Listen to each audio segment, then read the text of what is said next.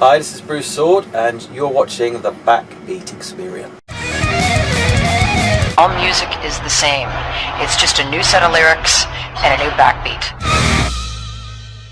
AndreGraziadei for the Backbeat Experience. Today in a chat with Bruce Soord, the maker and main man behind the Pineapple Thief. Yeah, I guess so. Yeah. Bruce, thanks for taking some time out from your schedule. That's all right. To have a chat. Happy to. So, do you come from a musical family background? No. I mean, bless them. My mum and dad. No, they didn't have a musical bone in their body. So, how did you pick it up? It was when I went to school, actually. I always felt it was quite late in the day. So I was like about 13 or 14.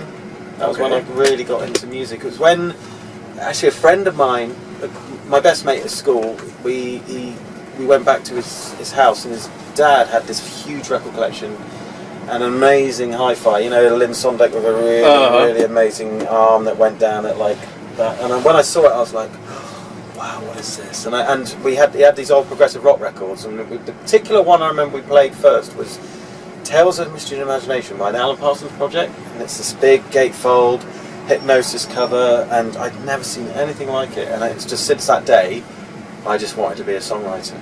So that would have to be 76, 77. The album's 76, but it was in the 80s. So it was late 80s that I got into probably 70s progressive rock. So I was a bit of a weirdo at school. We were all into 70s prog rock when everyone else was into sort of the new romantics like Duran Duran. And Beastie Boys were just coming onto the scene, and grunge and things like that. So yeah, it was that's how I got into it. Well, I can relate to being the odd man out. Yes, the weirdo. Yeah. So your first instrument was, if I get this right, a Marlin Sidewinder guitar. Yes. Do you still own it? No, I have no idea what happened to that thing. It just vanished. Yeah, I think it just it must have just disintegrated. But I know I loved that guitar when I got it. It was the most amazing thing to feel that to hold an electric guitar in your hand. I mean, it was one of the very first budget guitars. Before then, you had to spend quite a lot of money to get a guitar. So that one, I mean, it was a pile of crap. It really something was, out of a mail order, I guess. You don't see Marlin Sidewinders anymore.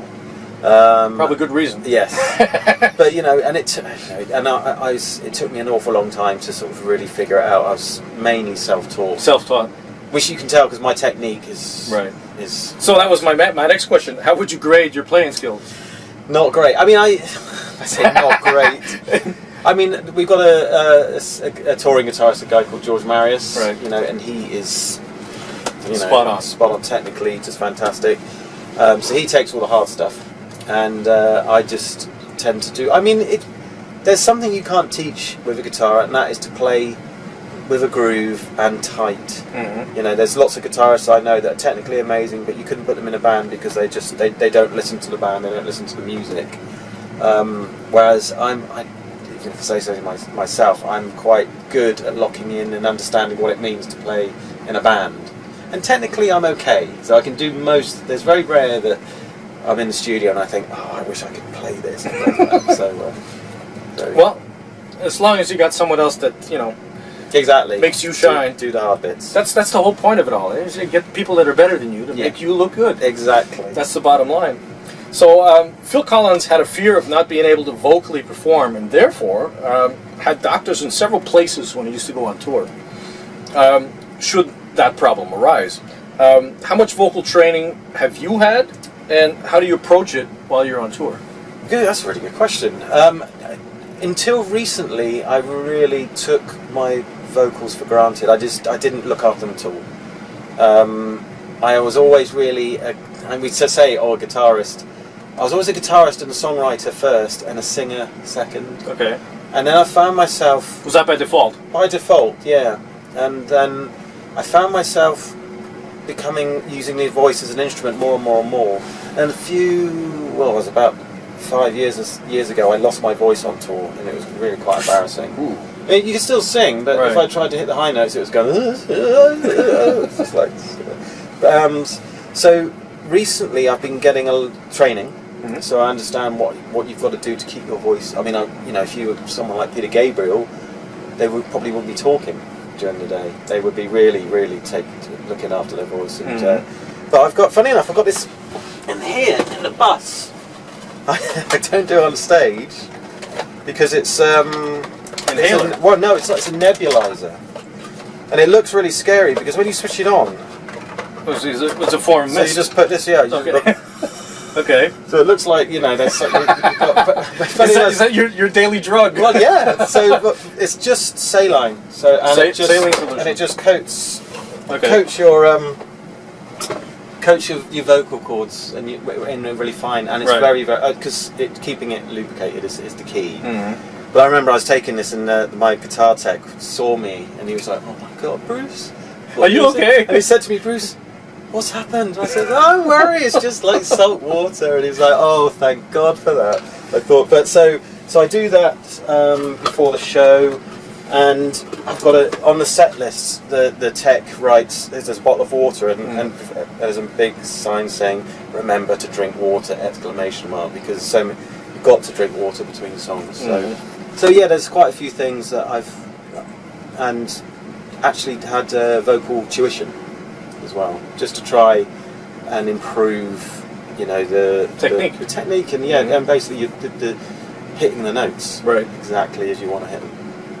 That's made a big difference. I would think so. Eons ago, technology was hailed as something that would make our lives better.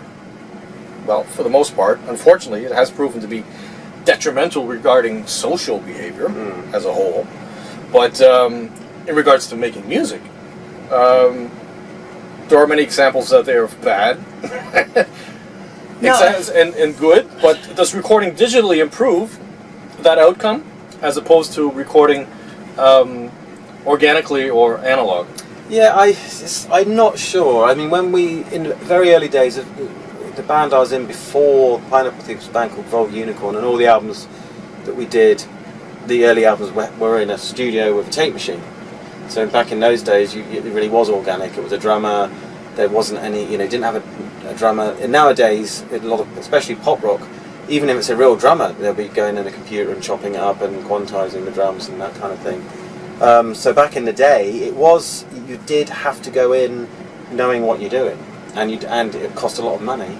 So you'd have to get it nailed quickly, and even if you had a massive record deal, they'd stick you in a recording studio for 6 weeks. You had to come out with that finished record, otherwise the money's gone. So technology means that probably the bad thing about technology is there's no limits. You can take as long as you want. We're lucky because I've got a studio, Gavin's got a really good studio, so we can do what we want whenever we want. There's an unlimited number of tracks, unlimited number of amazing effects, all modelled on the best, that you could get in the 70s and 80s. So it's a very, very different world, and so I think on balance, obviously for me, it's been very, very positive. Does it transfer to the stage though? It does for us. Does it? Yes, okay. It does. But I know what you mean. There are a lot of acts that have, a studio sound that you just couldn't do live. But I think with Pineapple Thief, especially the last couple of albums, they've been quite a lot more band orientated. So it's bass guitar.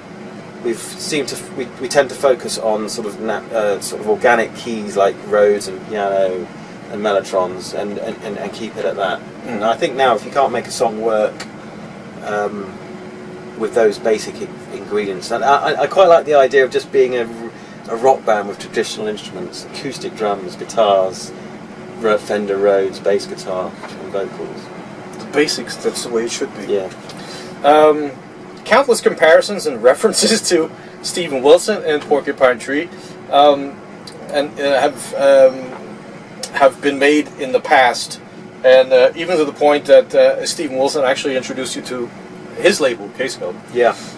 So this is the 12th studio album. How would you best describe the evolution of the band itself? Well, 1999 is when I started, and that was just little old me on my own. And you're talking about technology, and even in 1999, a good computer was nothing. You couldn't do anything on it. You know, you couldn't. In those days, you really didn't record audio. You didn't have Pro Tools recording audio.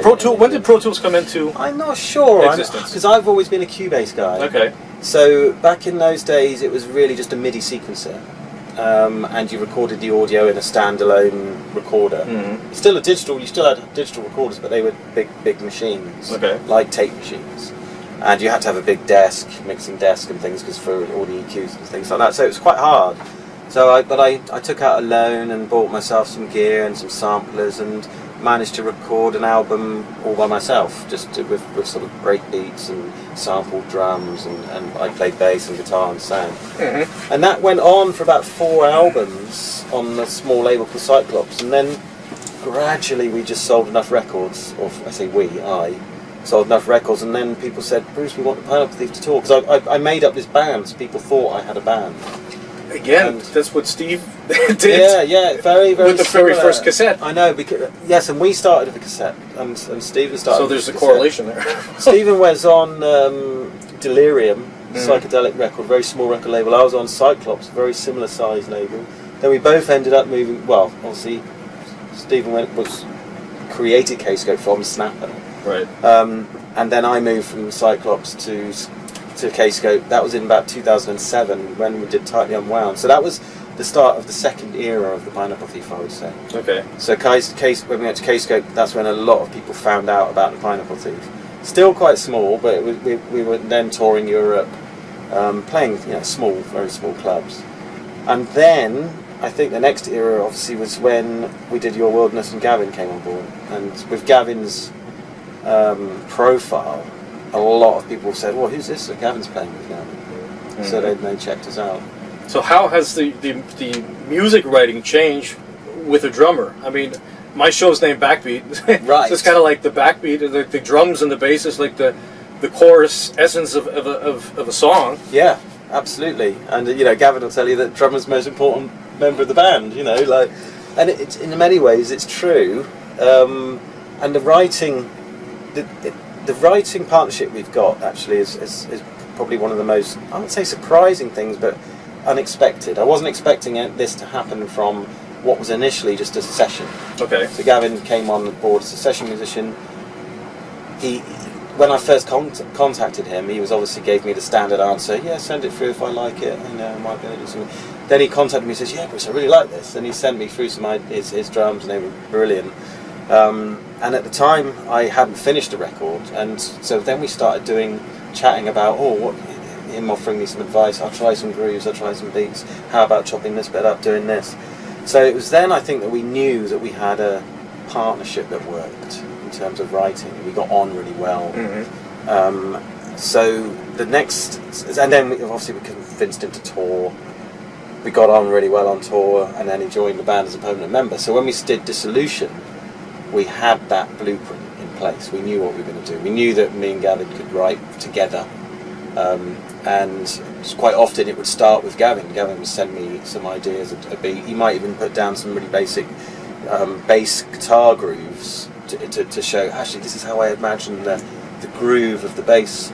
Maybe not the notes, but this is the rhythm with the drums. And then I would take that, put some guitars and vocal ideas, and I would deliberately stop myself from finishing a song. I would send it back to Gavin and say, look, I've done this. See where it goes. Because otherwise, after 12 albums, you find yourself, no matter how hard you kid yourself, you're always going to go down that path that you're naturally going to go down. Mm-hmm. But whereas when you've got a partnership, a writing partnership, it takes you down paths you could never go. So you guys complement each other? Yeah, well, I'd like to think so, yeah. This new album, Dissolution, is a well-rounded album. No fills. 43 minutes, kind of leaves you wanting more. Where's the next album? Yeah. The length leads to tight and focused songs, I would think. Yeah, it's a thing, because the length of album has changed quite a lot, hasn't it? It's in the 70s. Since the CD. Since 43 minutes would have been a long album in the 70s. And obviously when the CD came, everyone was obsessed with doing 74-minute, or even pushing it to 80 minutes. That's where the fillers come in. Yeah, exactly. and personally, I don't think there's any album that I'd want to listen to for more than an hour I find, you know, I never was really into double albums. I liked the idea of, I felt 40 minutes was a good length for me.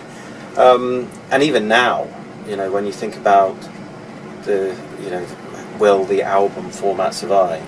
You know, with the new generation of kids coming through who really just see Singles. music in terms of songs. Yeah. My kids, they're 12 years old now, they're my twins, and they say, hey, have you heard blah blah's got a new song out?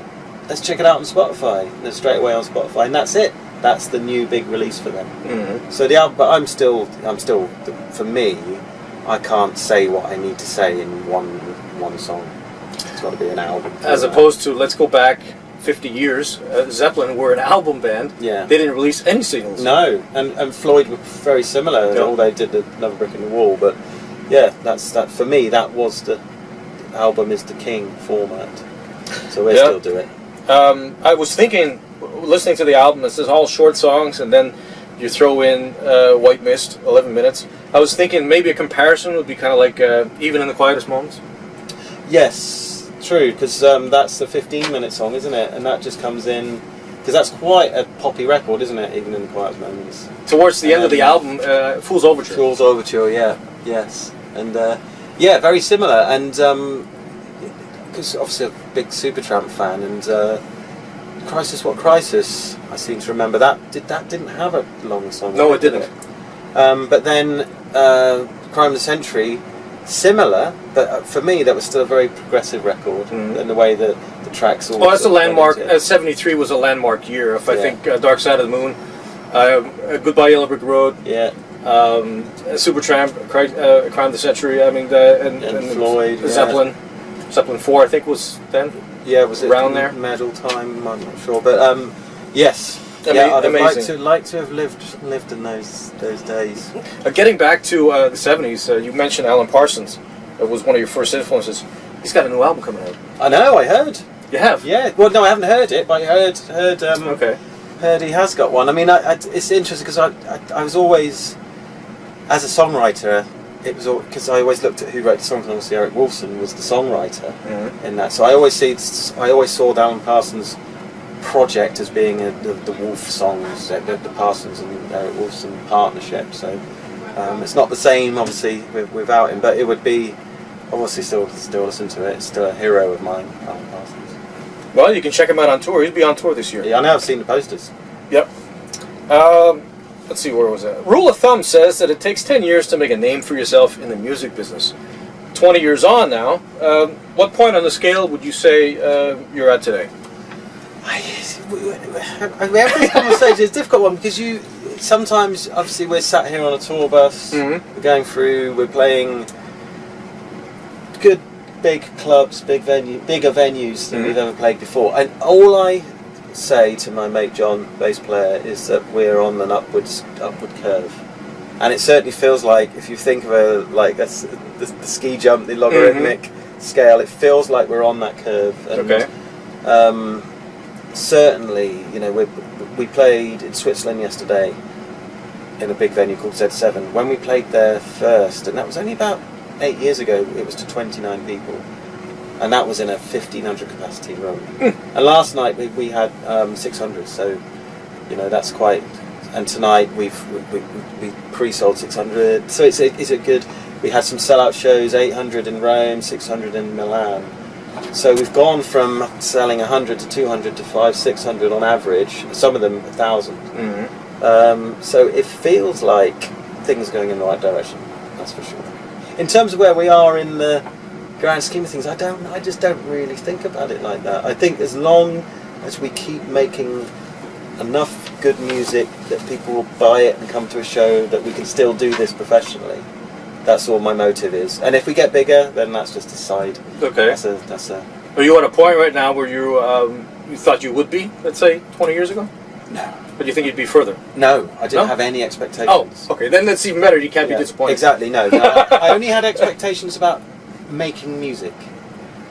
So I always knew I wanted to further myself as a songwriter and make better albums. I never had any expectations that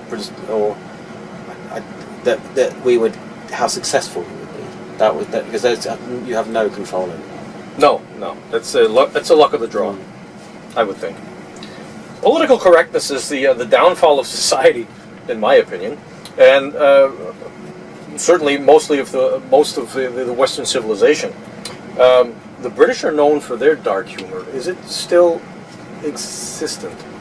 Yeah, it is, but again, I think because of how easy things spread over the internet, over social media, and how quickly people can get opinionated about things, and how quickly those opinions can spread. Whether it be true or not. Yeah, people are very careful about what they say, and how they say it, and who they offend.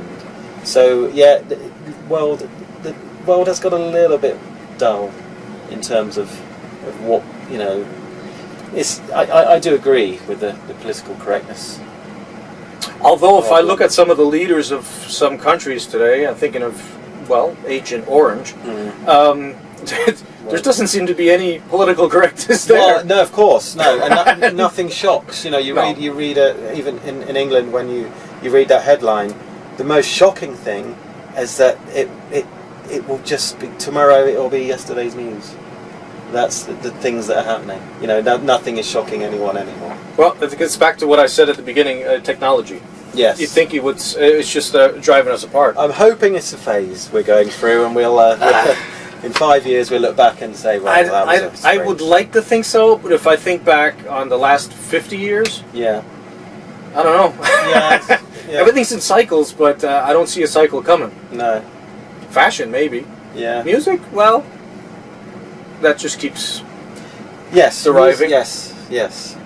But then again, getting back to music, that's the only thing that transcends whatever it is that makes us different.